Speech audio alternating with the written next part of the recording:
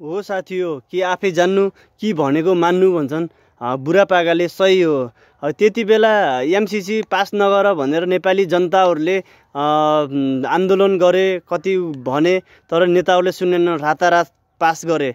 तर उनीहरूले न त भनेको माने न आफै जाने।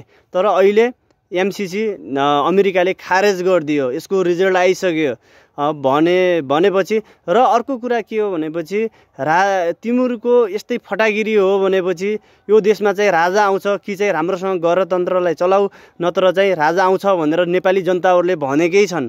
तर यो कुरालाई पनि यदि मध्यनजर नगरेर यिनीहरूले यही गतिमा अगाडि बढ्यो भने चाहिँ यो देशमा राजा 100% आउँछ। यो मेरो पनि ठोकुवा हो। त्यही भएर कि आफैले जान कि चाहिँ नेपाली जनताले पनि भनेको मान।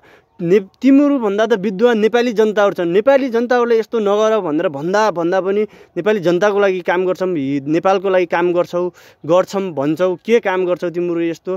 त्यही भएर चाहिँ कि आफै जान कि भनेको मान, नत्र राजतन्त्र चाहिँ यो देशमा 100% आउँछ।